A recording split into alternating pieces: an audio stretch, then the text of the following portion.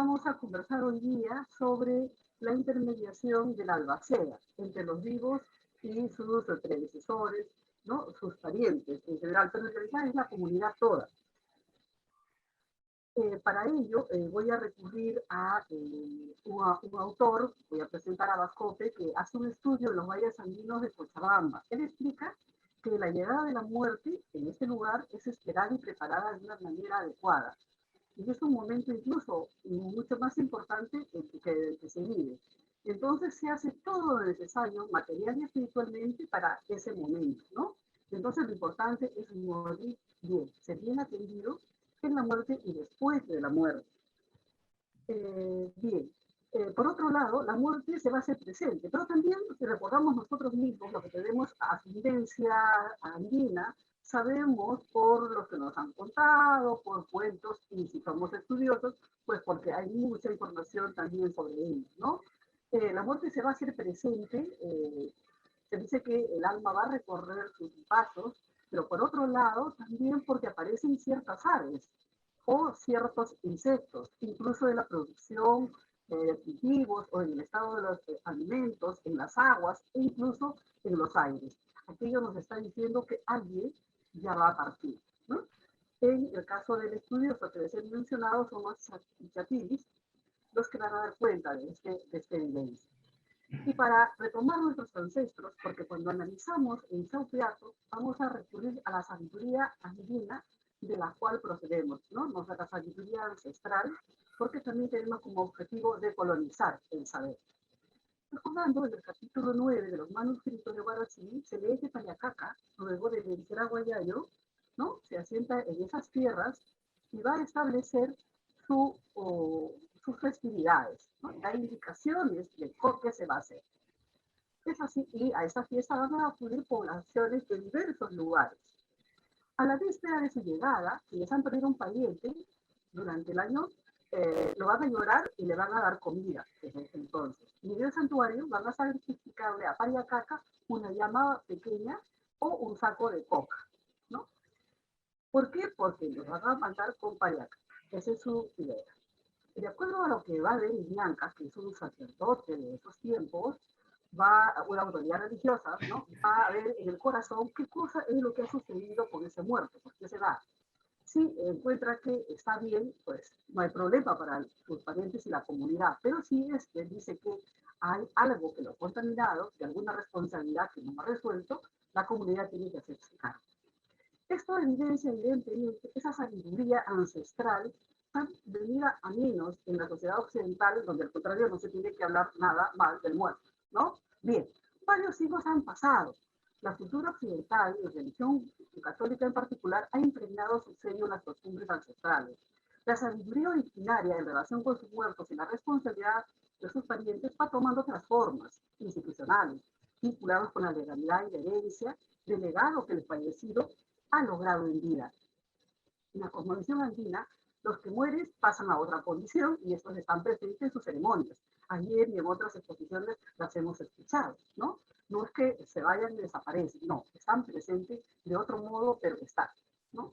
Y entonces, el que fallece, recuerden ustedes, estando vivo, tiene muchos vínculos diversos, ¿no? Contactuales, emocionales, materiales, y ha creado algo.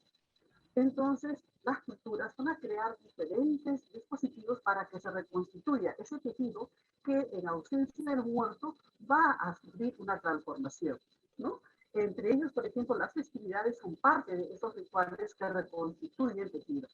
Yo, como ya nos mencionó el doctor Zenón, voy a recurrir a una experiencia de caso de Pariacaca, que es es un centro poblado, así que se llama ahora las comunidades, ¿no? En Recuay, en Ancas. Esta está compuesta por 7 años. Bien, aquí vive, es una zona básicamente agrícola y de crianza de animales. Aquí voy a yo encontrar al señor Gerardo Llana. Bueno, esta es su población. No, vamos a ver aquí. Cuando los adultos mayores van ya bueno, no tan mayores a veces, pero ya tienen hijos y se sienten mal, entonces hay una preocupación por la salud de ellos. pueden aparecer insectos, por ejemplo, puede aparecer el guairongo o en otros lugares se va a conocer como la chiringa, ¿no? Que dice que es el alma del muerto. Bien, y bueno, pues esto está en la amplia vegetación. Entonces, aquí, en esta coyuntura, se hace necesario el personero o albacea, que se encargará de recoger el deseo del testador, o sea, del que se va a fallecer, ¿no? En relación a sus bienes. Y el testador lo va a acompañar para que esclarezca muy bien su idea, pueda designar a entre los descendientes, ¿no? En caso de disputa o disconformidad. Y también se va a ocupar de los arreglos funerarios que ya nos va a contar abundantemente el señor Gerardo Ayala. Lo de ustedes está en visita a su comunidad. También va a contribuir con su versión, o por lo menos para yo interpretar, Ermesilda Cruz, ¿no? Una residente de la comunidad. Bien, don Gerardo Llana recuerda que en Pariapata, cuando alguien estaba enfermo por mucho tiempo, se decía, seguramente está esperando su testimonio, su testamento. Y cuando lo hacían, se moría. De niño, él escuchó que no se podía morir, ¿no? Porque no los iba a recibir San Pedro, porque está el legado católico, ¿no? Y entonces a latigazos lo hacía volver, no puedes entrar. Entonces, para no morirse así, ellos no querían morirse sin testamento. Entonces, don Gerardo va a encontrar su lugar en esa demanda de ese servicio. La curiosidad lo va a llevar a buscar información, va a comprar documentos sobre los procedimientos que lo orientarán en esa explicación. Así va a intervenir con parientes. Con esa base y experiencia se ha guiado, pero también se ha ganado el respeto de su entorno, ¿no? ¿Por qué es necesario que haya un albacea? ¿Por qué? Porque va a intervenir en las decisiones de los descendientes, va a imponer cierto respeto ahí y va a mediar en alguna disputa, ¿no? Sobre todo cuando los varones descendientes toman al problema. ¿Sí? Para ello tiene que tener ciertas cualidades. Tiene que ser entendido, conocido, autoridad, como si fuera un padre, y además ser respetado. Y tener una opinión cuando le pregunten sobre los deslices, ¿no? Y partes de terrenos, por ejemplo. El tiempo que va a dedicar a esto informalmente es 2 años, pero sin embargo puede ser más allá. Y se va a ganar el denominativo de papá, tío, hermano, entre aquellos a quien brinda su servicio. Hermenegilda, como ya les decía, ella nos cuenta que en Pariapata antes no había posibilidad de ir a la notaría. Entonces los abuelos, desde los abuelos dice ella, Hermenegilda tiene ya 64 años, ¿no? Entonces los abuelos pues son mucho antes, es decir, hay una sabiduría desde mucho antes. Los abuelos hacían anotar cuántos hijos tenían y qué cosa tenían y para quién iba a ser. Y eso en su tradición tiene que respetarse. Bien, vamos a escuchar a don Gerardo para que ya no sea yo la que cuente, ¿no? Algo de ello. Bien, vamos a dar un permisito, voy a entrar acá. Y me dicen si están oyendo, por favor. A ver, vamos, don Gerardo.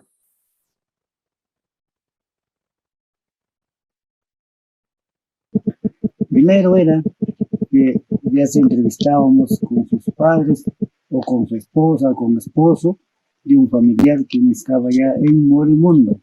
Estaba ya que enfermo unos tiempos, un mes, 2 meses, según me dijeron que se debe testar el señor esto.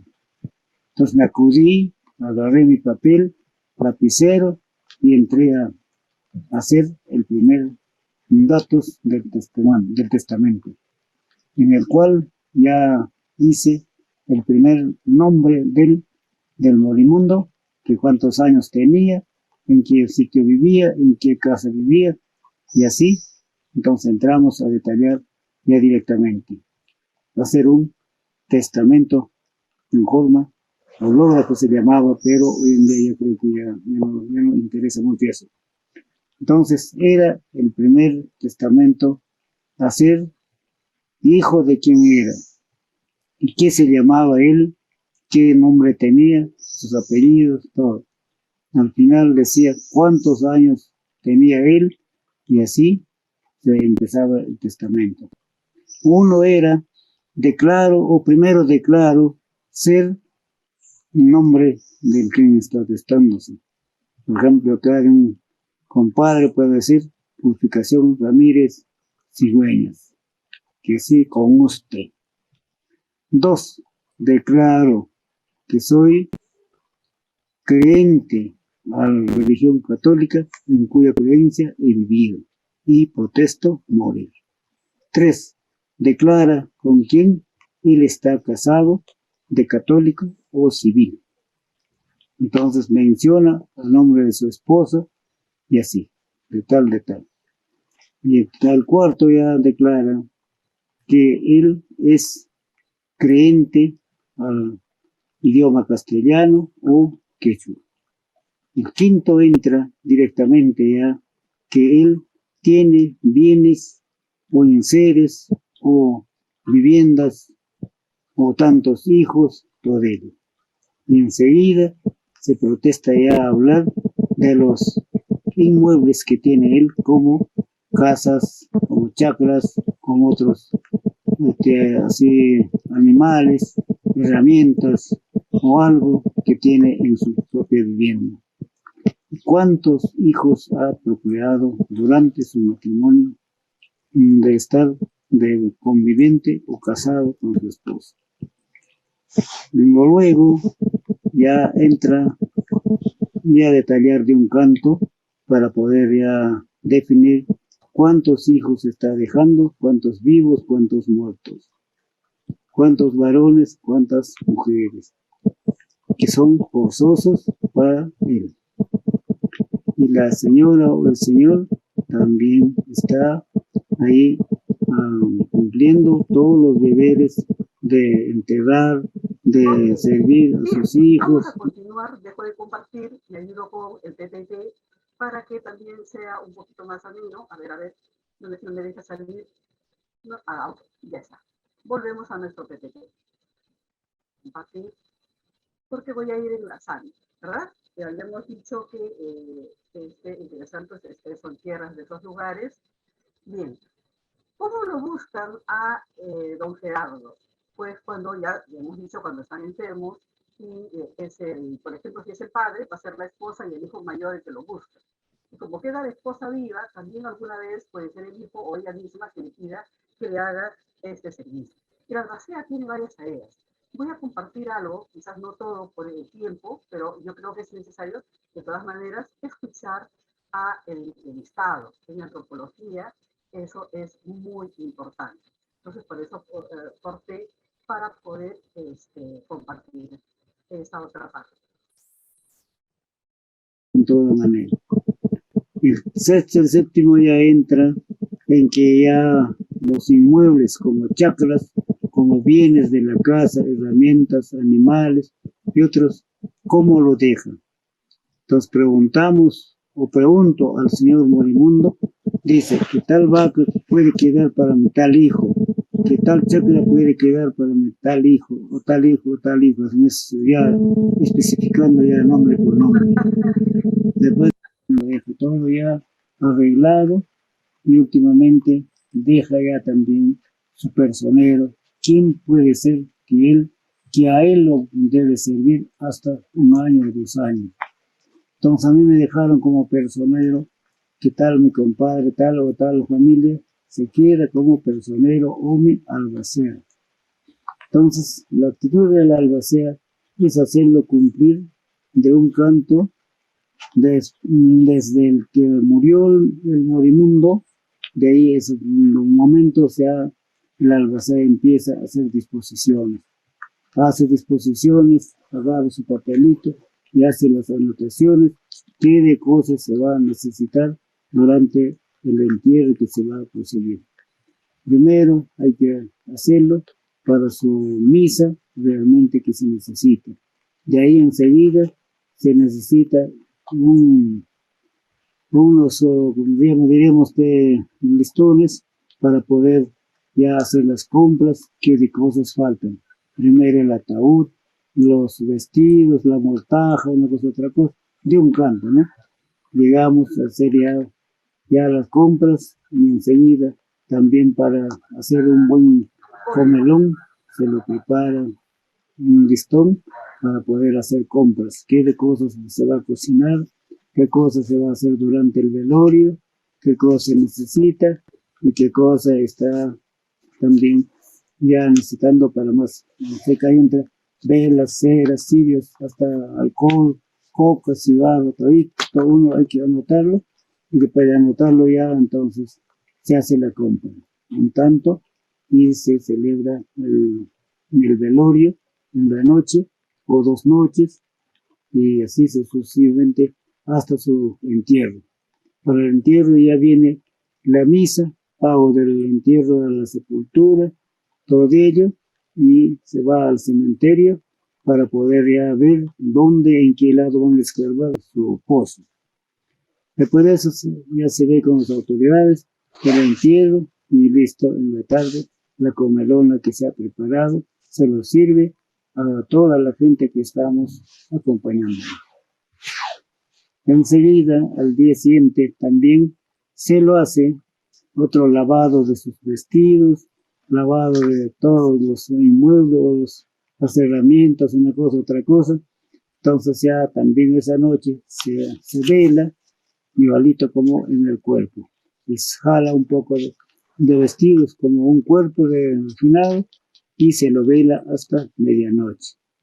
Y enseguida hay rezos, cánticos, todo eso se los hace pues con unos curiosos padres que son de acá. Al siguiente día ya, bueno, se termina y ahí hasta 6 meses. De 6 meses, la albacea nuevamente actúa, contratar misa y también ir al cementerio a hacer la visita al finado que está enterrado. Bajo ya de órdenes de su familia, de su esposa, hijos o esposo.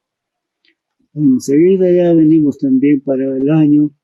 En el año igualito se hace el preparativo. Igualito como estamos para el entierro, a esa voz se lo hace el preparativo de todo. Se compra maíz, se compra otras cosas como se necesita, papa, trigo, lo que sea, y más los servicios, más lo que se necesita también para el velorio, todo eso, y se hace ¿no? La conducción de todo lo que se necesita en el velorio. Entonces ahí termina. ¿Y para qué son las papas y las semillas? Ese ya es para comer ya. Ese es para cocinar y comer. Sí, las papas son buenas, trigos, papas, bueno, ese ya para cocinar. Enseguida ya de frente se los hace ya una lecturada. Continúo yo con mi PPT para poder tener un mejor panorama de la ciencia. Es decir, ¿han escuchado ustedes qué interesante cómo se expresa este comunero, este señor Gerardo, ¿no? Para contarnos esta experiencia en la que él es el eje principal, ¿no? Revisando otros autores, encontramos pues sí que mucho antes de los españoles hacían estas celebraciones que está mencionando don Gerardo, ¿no? Incluso, miren ustedes, Pedro de Arriaga, que escribe sobre lo que sucede en esos primeros tiempos, la conquista, ¿no? Mencionaba esto, y entonces esa sociedad veía ese tipo de rituales como un exceso, que fueron perseguidos a través de la explotación de idolatrías, ¿no? Y incluso en la República todavía se sigue teniendo esa postura, a pesar de que, bueno, se habla de cierta inclusión.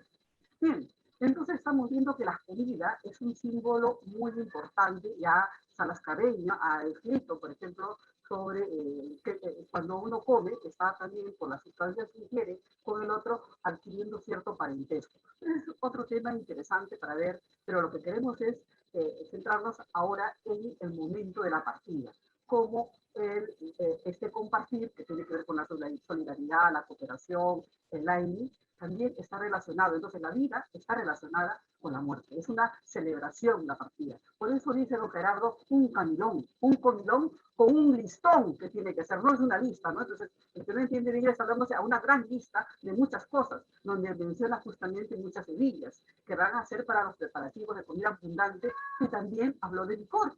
que es justamente lo que los escritores de idolatría, digamos, rechazan hasta ahora. Bien, entonces, así el albacea va a ser el intermediario de este fallecido, ¿no? Y va a tener una autoridad frente a sus deudos y puede reprender, aconsejar. Entonces, es una figura que articula, ¿no?, en este tránsito de duelo entre el difunto y los parientes. Por eso considero que su papel es muy importante. Pero vamos a ver qué sucede, ¿no? Por ejemplo, estamos hablando de un trabajo y ahora pues el trabajo es reconocido, ¿no? Es interesante lo que cuenta. A él no le paga, sino que le dan la comida, o sea, algo especial dentro de eso que se hace.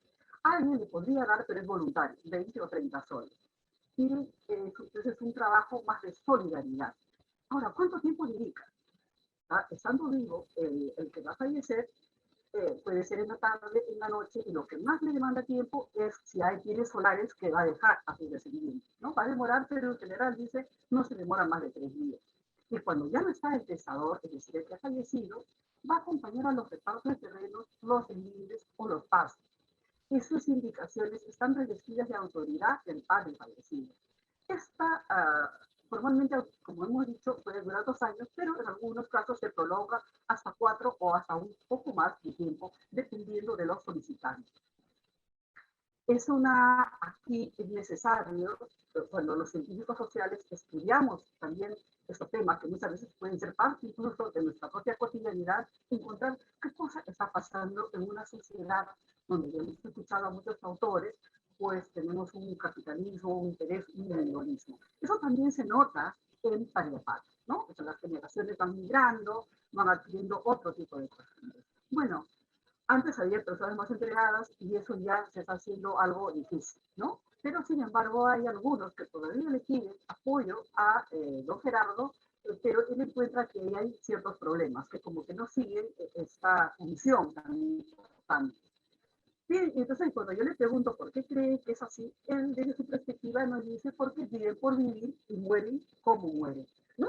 Eso nos explicaría entonces un problema de desarticulación de los individuos y tendríamos que ver qué cosa está pasando, ¿no? Bien, voy a comentarles algo. Recuerdan que les hablé de Melchura, que tiene 64 años. Su caso es interesante, ¿no? Ella nos cuenta que ahora tiene problemas.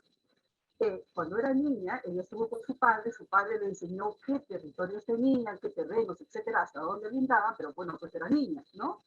Y se fue en 1974, se emigró a la ciudad y luego volvió. Su papá estaba enfermo y le dijo, hija, quédate hasta que me entierres. Pero dice, a ella no le importó y se regresó a la ciudad, ¿no? Sin embargo, cuando ha vuelto, a pesar de que ella tiene el testamento, las tías que se quedaron se han apropiado de los terrenos y quiere recuperarlos ahora porque ella está cultivando, pero como medianera. Y eso pues no le es conveniente si tiene tierras. Entonces, las tías no le quieren reconocer, pensó que sus primos, que eran más estudiados, podrían apoyarla. Sin embargo, le han dado siempre alguna justificación para no atenderla. Y ella ha tomado la iniciativa de hacer arar el terreno y sembrar. Y ahora la están acusando entonces de usurpadora. Por eso ella considera, ¿no?, que el testamento debe ser respetado. En ese caso, ella no tiene conocimiento de quién fue el albacea que estuvo detrás. ¿Qué quiere decir esto? Quiere decir que cuando se rompen ciertas instituciones vinculantes, ¿no?, para armar ese tejido social, van a surgir conflictos, ¿no? Esa sabiduría que tiene don Gerardo, en todo caso, no es aprovechada convenientemente. ¿Qué podría decirse entonces para terminar? Es decir, cuando hay alguien que está enfermo y se le anuncia la muerte, por ejemplo, podría ser el señor Don Juanco, que además es visitado por la chiririca, ¿no?, que ya le dice que tiene que irse, entonces se da cuenta que tiene que recurrir a alguien. Entonces recurrirá, por ejemplo, a don Gerardo para poder disponer de sus tierras, pensando en sus parientes y en sus hijos, y tener así sus papeles, porque si no, recuerden ustedes que no lo va a dejar entrar a San Pedro, ¿no? Pero entonces aquí ya no había mayor dificultad y solo así podría descansar en paz. Hay una sabiduría detrás de esto. Bueno, gracias. Estoy dispuesta a sus comentarios. Muchas gracias, María Emilia. Ciertamente hay una gran sabiduría en esto, ¿no? Y es muy valioso el testimonio que has recogido y nos estás transmitiendo. Me llamó la atención, me impresionó en realidad lo dicho con respecto a que la voluntad del antepasado se respeta más allá de que aquello pase o no por las instituciones formales, ¿no? Más aún parece dar a entender eh, el entrevistado que el respeto de aquello era mucho mayor, tenía mucha mayor fuerza en cuanto a obligaciones, ¿no? Llama la atención también, como tú lo has señalado, el vínculo ritual simbólico de la comida, ¿no? Que parece estar sugiriendo que el vínculo va más allá, ¿no? Más allá de las personas ahí, porque la comida ya nos conecta pues con la Pachamama, ¿no? Es como que la misma Pachamama incorporándose a todos los participantes está soldando el vínculo, ¿no? Sumamente interesante. Y aquello también el juicio sumario con respecto a cómo a cómo tienden a ir a las cosas con alguna gente que se engancha a la comunidad. Dice el hermano de esta comunidad, viven por vivir. Es sumamente interesante. Bien, no sé si hay alguna pregunta, alguien que quiere intervenir, en ese caso puede activar su micrófono simplemente.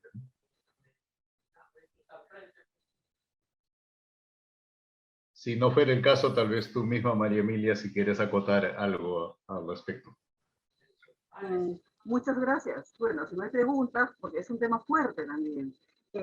A veces no nos damos cuenta, pero en las ciudades ese es uno de los principales problemas que tienen muchas familias, ¿no? Que incluso si los papás han muerto no regularizan ante las municipalidades. Esto es un tema de estudio, tanto antropológico como sociológico, ¿no?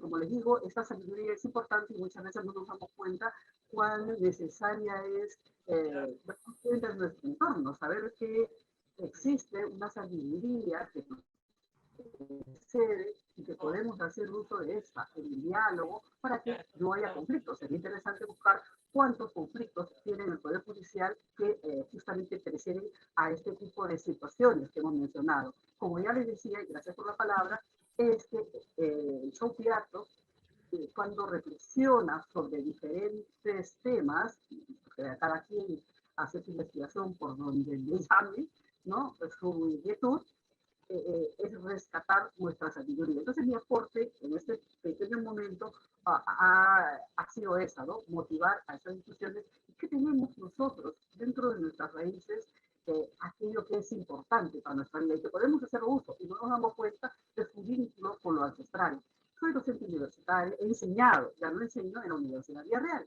Sí, yo tenía alumnos de ingeniería y he tocado, porque siempre estoy con los viendo de la descolonización, y muchos vínculos, muchas lecturas de Dussel, incluso de Gustavo Gutiérrez y otros, para revisarlos, y por supuesto de Zenón de Paz, ¿no? Para ver esas islas andinas, y evidentemente los estudiantes que ahora se pueden conectar por el internet, recordaban, y me gustó muchísimo, tenemos en las universidades nacionales muchos alumnos de ascendencia andina, y que incluso son quechohablantes, ¿no? Con su dejo particular, que es parte de su propia, digamos, ya entorno cultural, y ellos, pero claro, esto lo hacen con un poco de vergüenza, como que esto es pues, de algo que no sería tan importante, y darnos cuenta que a través de la filosofía, pero sabiendo trabajarla desde nuestros orígenes, no solamente tomando en cuenta la filosofía occidental, sino también la filosofía, la sabiduría ancestral, podríamos nosotros retomar y hacer conocimiento,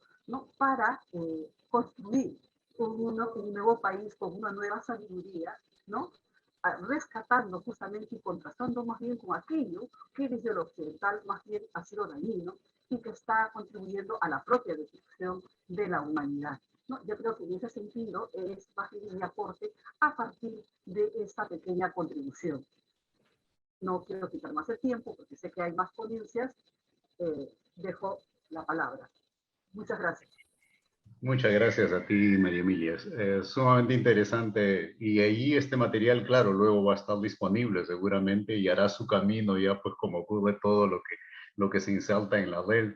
mucha gente lo verá, nosotros mismos lo volveremos a ver para analizar aquellos testimonios y de hecho hay ahí una beta simbólica muy, muy potente, ¿no? Muchas gracias, María Emilia.